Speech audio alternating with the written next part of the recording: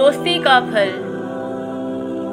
कबूतर और कबूतरी गिद्धों के जोड़े के पास पहुंचे और आपस में दोस्ती कायम करने का दिली मंशा बयान की। गिद्धों ने इत्तेफाक किया कि दोस्ती अच्छी चीज़ है, मुसीबत में एक दूसरे की मदद ही सूदमंद रहती है। उन्होंने ये राय दी कि यहाँ से थोड़े फासले पर एक सांप रहता है।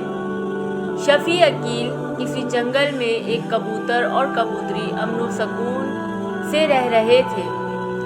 जब कबूतरी ने घोंसले में अंडे दिए तो उसे अपने और अंडों की हिफाजत की फिक्र हुई। दोनों ने सलाह की कि किसी करीब रहने वाले जानवर को दोस्त बना लिया जाए जो मुसीबत में काम आ सके। कबूतर ने बताया कि यहाँ से नज़दीक एक दरख्त पर गिद्धों का जोड़ा रहता है। मेरे ख़याल में उनसे दोस्ती सूदमंद रहेगी। कबूतरी कहने लगी, अगरचे वो हमारी बरादरी के नहीं हैं, लेकिन दोस्ती में ये चीज़ नहीं देखी जाती।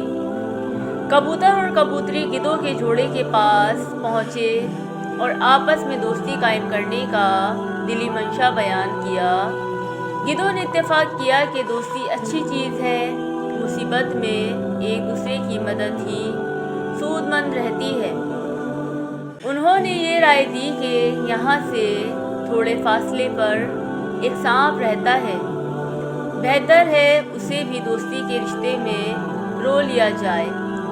जब ये परिंदे सांप के पास पहुँचे तो सांप ने भी उनकी ख्वाहिश का एहतराम किया। यूँ पांचों दोस्ती के रिश्ते में मुंसलिक हो गए। एक दिन एक शिकारी जंगल में आ निकला। जब उसे कोई और शिकार ना मिला तो उसने चाहा कि खाली हाथ वापस जाने के बजाय कबूतर के घोंसले से बच्चे ही निकाल लिए जाएं। अंधेरा हो रहा था। उसने कुछ खुश्क लकड़ियाँ इकट्ठी करके आग रोशन की ताकि उसकी रोशनी में दरख्त पर चढ़कर आसानी से कबूतर का घोंसला ढूंढ सके। कबूतर और कबूतरी खासे परेशान हुए।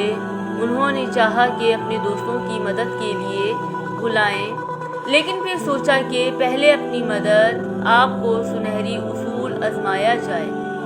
बात काबू से बाहर हो गई तो दोस्तों को भी बुला लेंगे। दोनों तेज़ी से करीबी दरिया पर पहुँचे और चोंचों और पंजों में पानी भर कर लाए और आग पर फेंक दिया। आग बुझ गई। शिकारी को अंधेरे में घोंसला दिखाई नहीं दे रहा था, इसलिए वो दरख्त से नीचे उतर आया और दोबारा आग जलाई। कबूतर और कबूतरी ने दोबारा पानी लाकर आग बुझा दी। अब के शिकारी को गुस्सा आया। उसने मोटी मोटी लकड़ियाँ इकट्ठी की ताकि आग जल्द ना बुझ सके। कबूतर और कबूतरी ने सूरत हाल काबू से बाहर देखी तो गिद्धों के जोड़े से राब्ता किया। दोनों फौरन इमदाद के लिए पहुँचे और अपने बड़े बड़े पंजों और परों की मदद से दरिया से पानी लाए और उससे कबल की शिकारी रोशनी में कबूतर के घोंसले तक पहुँचे आग बुझा दी। अंधेरा मज़ीद बढ़ गया। शिकारी अपनी नाकामी से तिलमिला रहा था।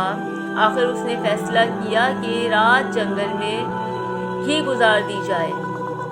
सुबह सूरज तुलू होते ही रोशनी में कबूतर के बच्चे हासिल किए जा सकते हैं। शिकारी जंगल में आराम से कपड़ा बिछाकर लेट गया। चारों परिंदों ने शिकारी की नीयत को भांप लिया। उन्होंने सोचा कि ऐसे में सांप ही उनके काम आ सकता है। वो सांप के पास पहुँचे और तमाम किस्सा बयान किया। सांप ने तसल्ली दी कि तुम फिक्र ना करो, सुबह सब इंतज़ामात हो जाएंगे।